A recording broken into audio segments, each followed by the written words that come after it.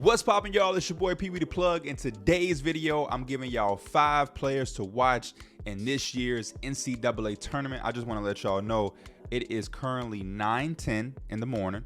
We are about 2 hours away from tip-off of the official NCAA tournament, if you're not counting the play-in games like Colorado and Boise State last night. But we locked in. I'm trying to give y'all as much information for y'all brackets. We did the bracket video a few days ago, and this video I'm just making people aware. You know what I mean? Do not come to me if you're doing this with any type of betting, because a lot of information I give people use to bet, and then if it don't hit or they parlay go wrong, it's like, man, P, I thought he could make threes. He only made 2 that last game. This is not for that. I'm just trying to make my viewers aware, because to me, there is nothing more electrifying than March Madness and seeing some unknown or under the radar guys who aren't in those big conferences go off and have big performances and make names of themselves on that big stage. A few years ago, I've always said that one of my biggest calls and picks that I had for people was Oral Roberts and Max Amos. So this year, I'm trying to give y'all 5 of those guys who potentially could make names for themselves on this stage of March Madness. Some of these guys are going to be playing some very tough opponents in the first round. So the runs and the Cinderella-ness, I'm not sold on that happening. But in college basketball, March Madness, anything is capable of happening. So sit back, relax, grab y'all notepad, follow the details, make sure you remember these names, because in about a few hours, one of these guys, if not multiple of these guys, will pop off and y'all come back to the video like, damn, P, you called it. The first name we're going to talk about, honorable mention. He did not make the top 5, barely missed it. A lot of y'all that's in the draft circles have probably heard this name before. He's a junior guard out of South Dakota State, and that's Zeke Mayo. I've been a fan of Zeke Mayo for the last couple of years now. He is a true 3-level scorer. You're probably going to hear that for a lot of these guys in this video, but Zeke Mayo is legitimately a 3-level scorer. He's had a 35-point performance against North Dakota State. He's had 7 games with 25 or more. In that 35-point performance, he was able to get to the free throw line 14 times. He has a few of those games where he's shot in double-digit amount of free throws. I still think Zeke Mayo is a guy that can get to the free throw line a little bit more, but it just shows you some games he's willing to attack and attack and attack and manipulate his way to the free throw line to get easy buckets. I'm a fan of guys who find ways to get the easiest buckets. Easy buckets is how you fill it up really, really fast. Whether it's leaking out and getting layups, whether it's the half-court offense, pick and roll, and you're able to manipulate the defense to get easy layups there, getting to the free throw line. When you're able to generate those easy ones, then you add in the tough shot making that a lot of these guys, almost all of these guys on this list has, then you're talking about 30-point performances. So Zeke Mayo, real deal, 3-level scorer. He has 7 games with 25 or more. He has multiple games where he's made 5 3-pointers. I told you about the 35-point game, and he's a willing passer. I think that's a big thing. He's about 20 points per game, about 5 or 6 assists, and he'll give you 3.5 to 4 assists. So he's not off the charts with his playmaking, but he's willing to give it up, and I think that's a very important thing for scorers, because when you're playing against high-level defenses, especially in the NCAA tournament, he's going to play some teams that he's not really used to seeing on a consistent basis. This is the big stage now. And when you're going up against teams like Iowa State that he's going to play, they're very good defensively. So they're going to have size, length. They're going to be able to blitz, cover a lot of ground, which is something you're probably not used to seeing in those lower tier conferences. So being a willing passer and being willing to give it up just to go get it back, it can offset the offense a little bit versus guys who sometimes tend to have tunnel vision, and it makes you a little bit easier to guard. So I'm watching Zeke Mayo. Like I said in the intro, hard to really predict a Cinderella run when him and South Dakota State are going to be facing a tough team like Iowa State, who has beaten Houston twice and can really lock you up and make the game a little gritty. Well, a lot of gritty, because I think they are the #1 defense in the nation. It's going to be a long night, but March Madness, like I said, anything can happen. And if it's going to happen, it's going to happen through Zeke Mayo. Write that name down, remember it. And even if they lose, just remember the name Zeke Mayo, because he is exciting to watch. The next guy on our list is Jaylen Blackman from Stetson. Kind of similar to Zeke Mayo. The opponent is going to be really, really strong because they're facing against the reigning champs and a team that a lot of people think can repeat, the UConn Huskies. Now, One thing I will say about Jaylen Blackman that is the opposite of Zeke Mayo is he is one of those guys that's going on the floor looking to score. The highest amount of assists Jaylen Blackman has had all year is 4. So he's not a guy that's necessarily looking to pass the ball or beat you with the pass. He's legitimately looking to score and to score big. And we have some numbers up here. First and foremost, Jaylen Blackman, he has 13 games with 5 or more threes. He's a 40% three-point shooter, and he shoots about 8 attempts a game. So not only is he making about 40% of them, but he's shooting at a high clip. So at the least, we're going to get 8 three-point attempts. This is a guy that can easily shoot about 12 threes, 13 threes in a game and make 5, make 6. He has that type of shot-making ability to go off like that. The next thing we'll say is Jaylen Blackman has 14 games with 25 or more. 14 games. That's almost half the season with 25 or more points. He has 5 games with 30 or more. And just in that last game, he had 43 points in a conference championship. So Jaylen Blackman is the real deal. Barely misses at the free throw line. So if you got a dog it out game and it gets close down to the wire, they have a guy that they're willing to put at the line constantly. He's around 90% at the free throw line. Walking 20-point score.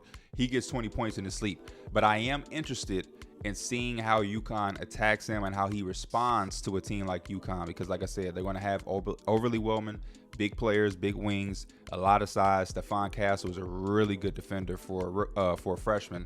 But Jaylen Blackman is not scared of the moment. He wants the moment. He's taken a lot of big shots for them. He's made a lot of big shots for them. He's put up high numbers. He's willing to shoot threes. He's willing to miss shots won't affect him.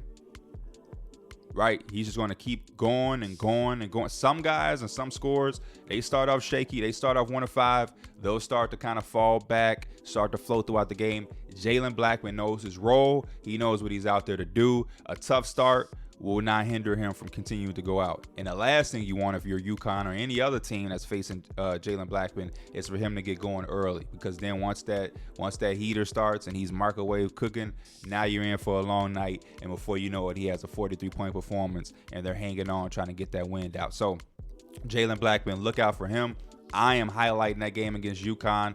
I'm expecting UConn to win that game and to dominate, but I just want to see a high-level score, face a team like that, and watch the adjustments that he and his teammates make to give themselves a chance. But Jaylen Blackman, lock him in. This next bucket getter is a guy that I'm actually picking in the bracket. I'm actually picking his team for the upset, and I'm picking them to win, and it's largely because of him, and that's Tucker, DeVries, whatever you want to say, however you want to call it. I've watched multiple games of theirs be called, and I've seen his name pronounced multiple times. DeVries, however you want to say it, he is a walking bucket. I'm going to give y'all a little funny comparison. But he is like a Aldi's version or off-brand version, college basketball version of Luka Doncic. This dude has amazing size at 6'7". He runs the show for them. But what I like most about him is he's willing to get his within the floor of the offense and with the basketball in his hands. He's capable of running pick and roll, finding teammates and scoring out of that. He can play off the catch where he's spotting up and getting catch and shoot threes, which I think when you're able to play like that within the offense and then being able to isolate and call your own number at times, I think that makes you a lot harder to guard versus always being at the top of the key or always being so predictable of having the ball and allowing defenses to really key in on you. He can play within the offense and off of his teammates. They're going to play against a Washington State team that's going to look to be aggressive. They're going to look to use their size to bother Drake. But I think Tucker DeVries will be able to make the sound adjustments. He is a willing passer. He is a guy that's going to rebound, and he is lethal when it comes to scoring. He's had 4 30-point games.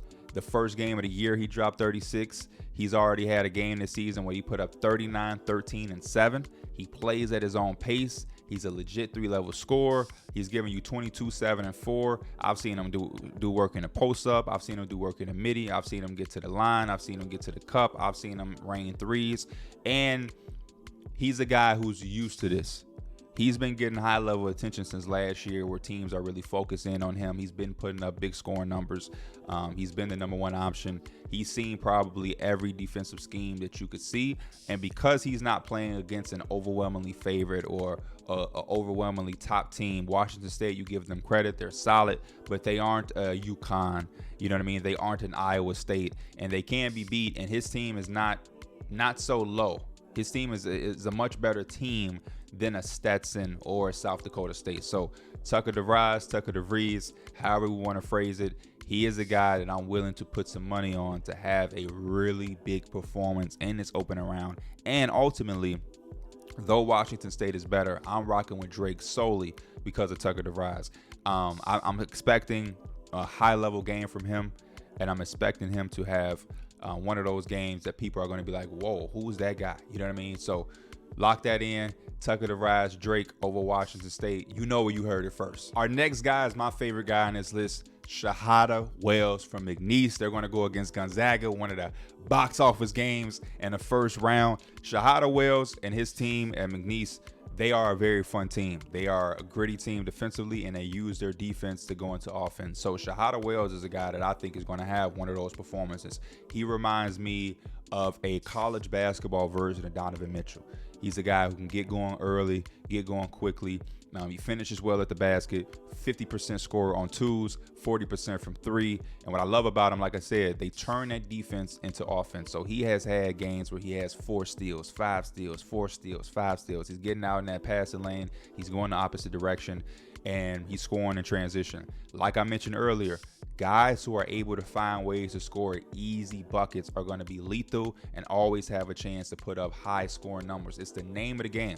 What you want to do as a scorer is always find the easiest ways to score. And then when you get into the half-court offense, that's just a cherry on top. You know what I mean? James Harden was always lethal in the NBA because he found ways to get layups and free throws. And then after he scored 25, 26 points from that, all you had to do in the half court was make a couple threes, a couple step back shots here and there. But the main ingredient and source of those high scoring numbers were the layups and the free throw opportunities. And Shahada Wells is going to be able to do that.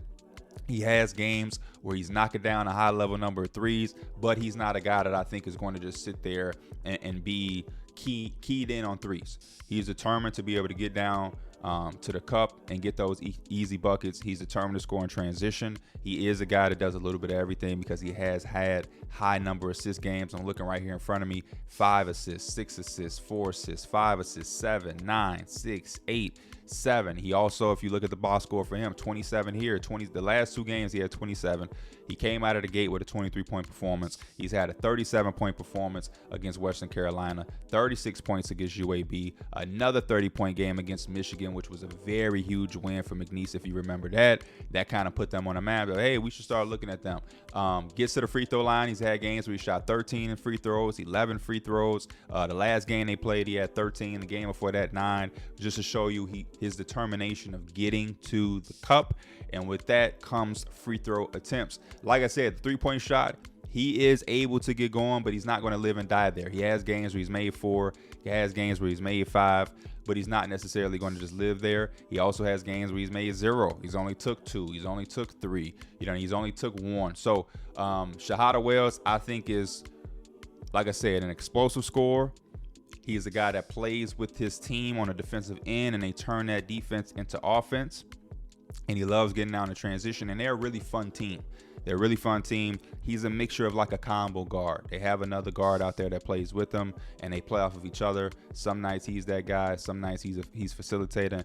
But Shahada Wells is probably my favorite to watch and experience play out of this group of 5 guys. Please tune into this McNeese versus Gonzaga game. It will not disappoint.